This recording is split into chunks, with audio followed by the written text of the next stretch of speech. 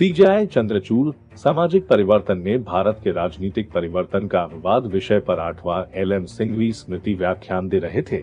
इस कार्यक्रम की मेजबानी यूपी जिंदल ग्लोबल यूनिवर्सिटी द्वारा सीनियर एडवोकेट और संसद सदस्य के सम्मान में की गई थी।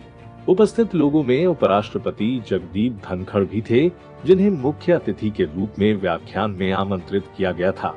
अपने व्याख्यान में सीजेआई ने सार्वभौमिक वयस्क मताधिकार के विचार को प्रासंगिक बनाने के लिए प्रारंभिक ऐतिहासिक परिप्रेक्ष्य दिया, जैसा कि यह दुनिया भर में विकसित हुआ। साथ ही इसका सारांश दिया कि यह कैसे हमारे संवैधानिक प्रवचन में शामिल किया गया और अंततः हमारे संविधान में निहित किया गया। इसके बाद उन्होंने आजादी के बाद के 70 वर्षों में सार्वभौमिक वयस्क मताधिकार की यात्रा और विकास के बारे में बात की और बताया कि कैसे इसने सामाजिक परिवर्तन को गति दी। फिर उन्होंने भारत के लोकतंत्र को गहरा करने में पंचायती राज व्यवस्था की भूमिका और वयस्क मताधिकार और सहभागी लोकतंत्र के बीच संबंधों पर प्रकाश डाला। अंत में उन्होंने सार्वभौमिक वयस्क मताधिकार के साथ भारतीय प्रयोग पर विचार करते हुए अपना संबोधन समाप्त किया। जस्टिस चंद्रचूड़ ने कहा, इतिहास हमें बताता है कि कुछ समुदायों को शक्ति से वंचित करके समाज को विनियमित किया गया। इसलिए सदियों के उत्पीड़न को खत्म करने के उद्देश्य से सार्वभौमिक वयस्क मताधिकार का उदय हुआ। उन्होंने कहा, जब अमेरिकी संविधान को अपनाया गया तब सत्ता समाज के उच्च वर्ग के हाथों में केंद्रित थी। अब हम जिन अधिकारों को सार्वभौमिक मानते हैं, वे हर समय सार्वभौमिक नहीं थे।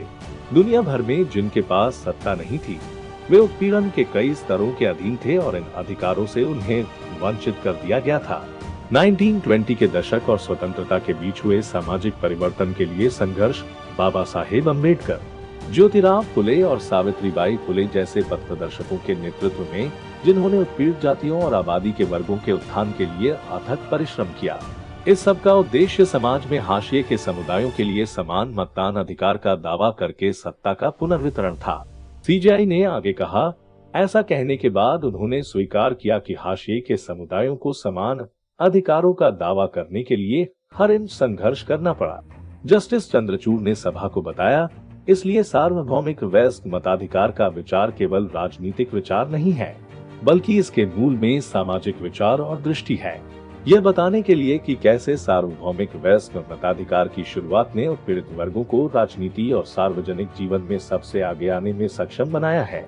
जस्टिस चंद्रचूड़ ने चुनावी प्रक्रिया में उनकी बढ़ती भागीदारी का हवाला दिया। न्यायाधीश ने कहा कि दलित बहुजन समूह जैसे हाशिए पर रहने वाले समुदाय मतदान के अधिकार और सार्वभौमिक वयस्क मताधिकार को संविधान की पवित्र विशेषताएं मानते हैं।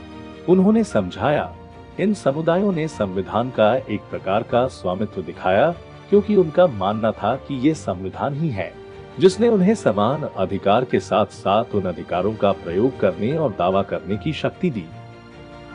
जस्टिस चंद्रचूड़ ने सार्वभौमिक वयस्क मताधिकार विशेष रूप से स्थानीय स्वशासन के जमीनी स्तर पर देश भर में उत्पन्न मौन क्रांति के बारे में बोलते हुए कहा, पंचायतों में महिलाओं और हाशिए के सामाजिक समूहों को अपने भाग्य को आकार देने के लिए सीटों के आरक्षण ने उन्हें शक्ति दी है।